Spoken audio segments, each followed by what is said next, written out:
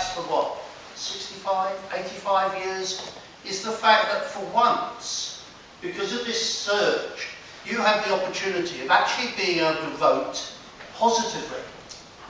Positively. Not voting for the Tories because Labour have done so badly. Not voting for the Labour Party because you can't stand the toffs in the Tory Party. You can actually vote positively in favour of something for once. And that's what Nick Clegg has opened up for us, and for you. But, as far as we're concerned, our basic policy, and I brought with me for you, if you want to have a look at some stage, our manifesto, big, well, is fairness, and that's where we come. And I heard others using it this evening, and fairness is the one word that we would put across a whole range of things that we would be offering you in our manifesto this year. But you see, again, I think policies in manifestos are fine. I can stand here and I can read it out to you, and we can get exact detail, no need to say, did I say this, did I say that? But the trouble with manifestos and policies of that kind is they don't relate particularly to what's happening in your back garden. They don't relate to what's happening locally. And frankly, should I slavishly stick by that manifesto? Or should I be looking to see what's better for the community? And my answer is always look to see what's best for the community. If I have to break a party policy, I have to break it. Because as far as I'm concerned, and for your purpose, my election this time is an unashamedly local case. Not necessarily national, but a local case. I've been leader of the council. I've been mayor. I've been on the council, but well, I keep forgetting how long. A local case that I would like to make to you. But of course, you also have a policy, and our fairness policy extends to a range of things, but in particular to giving more money into children's education, into creating a new greener environment, into dealing with tax issues, and making sure that nobody who earns less than £10,000 pays any tax. That's a 700 rebate for some people. But as I say, essentially local. And so, Mr. Chairman, ladies and gentlemen, I am committed to ensuring that honesty comes back to Parliament, certainly locally as well, and I'm more than happy to answer any questions you might have during the rest of the evening. Thank you. If I could just respond to Kevin. If Kevin could take us back to 1997 and vote from myself, because I mean, that would be a good starting place. But I've been called many, many things in my life. That's the first time I've been called a little Englander. It is, I mean, it's a lot of people say that, but the thing is, in UKIP, we're proud of being British, we believe we're a proud country, big enough to stand on our own and claim it with the whole world. Despite the accent, I've lived in Southend now for 22 years, I've lived in this constituency for 20 years. I married a girl from Southend, and both my children attend schools in Southend. So I've been, I feel like, very involved now, and I'm more than one half Essex boy. I'm not going to ever get the accent, I don't think, but very much from Southend and part of Southend. What I want to do now is really give some straight talking. I want to give some straight talking on the democracy, our democracy, a bit on the economy, and then move on to talk about Southend itself and why I want to be part of, if you like, Southend politics. Let's look at democracy first. Now, most of you in the room will not have had a vote on the European Union ever, I guess. Anyone under the age of 50 would not have had a vote on Europe. I have not had a vote on Europe. And when you did vote, those of you that did you really vote for what we have now? We're in the position where 80% of our laws and regulations are created in Europe. Not by MEPs, not by elected people, they're created by bureaucrats in Europe, constantly churning out these laws that are changing our life. It costs us £45 million a day to be part of this club. And what have they done to our culture? They've destroyed our post offices, but not many people shouted about that because people didn't work in post offices. They've destroyed our fishing fleet.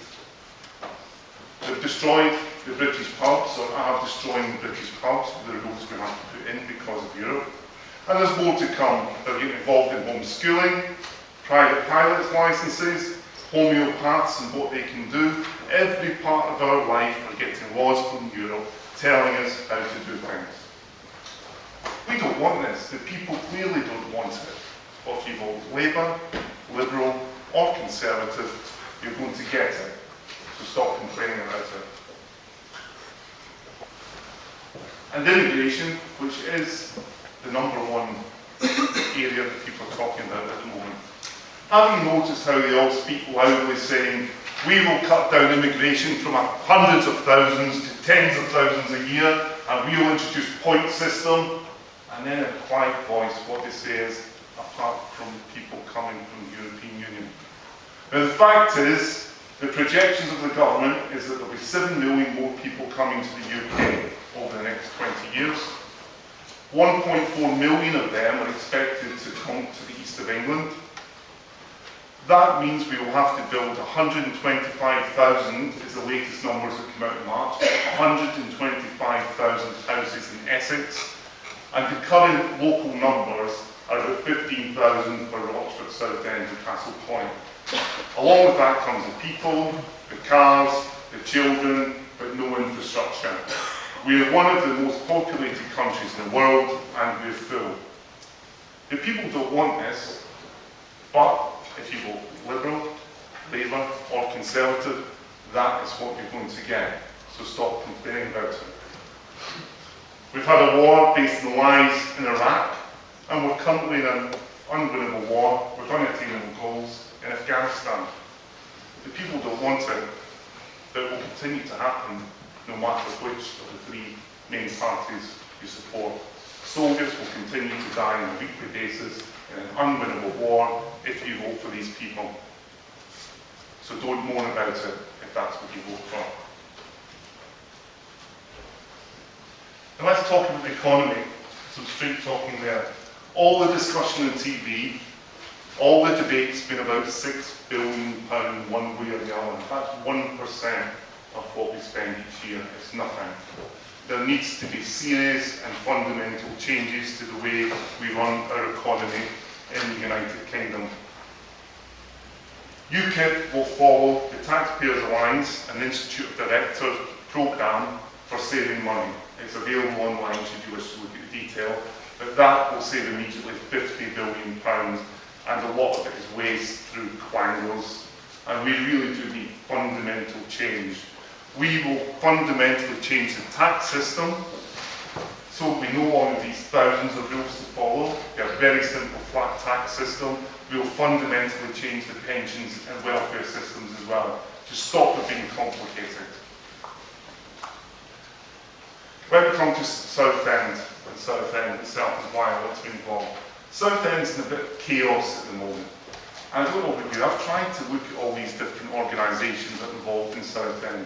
There's Visit Southend, there's Renaissance Southend, there's Better Southend seems to have popped up, there's the North Thames Gateway, there's Olympic Development Authority that comes in a bit, there's East of England Regional Assembly, then there's the Council. All these people have come up with plans and ideas of what to do with Southend. We need to be involved, and if elected, I would get involved to try and create one long-term vision for Southend so that we can improve our employment prospects, we can attract employers to the town, we can improve our transport, and we have a long-term view rather than the bits and pieces and the mess that Southend's in at the moment. And I do want to bring pride back to Southend, because the touchy subject, which is embarrassing to say out loud, is the expenses have brought a bit of shame to the town. And if it was for me, the expenses would be, if you can stand at the top of Southend High Street and read out what you've claimed expenses for, then that should be okay. There's been many expenses claimed for, which I don't believe anyone would be able to do without being shamefaced. So that's just a brief overview of where I stand. I hope you don't vote just the way you always have voted. I hope you'll investigate the UKIP policies more and consider voting for us in this election.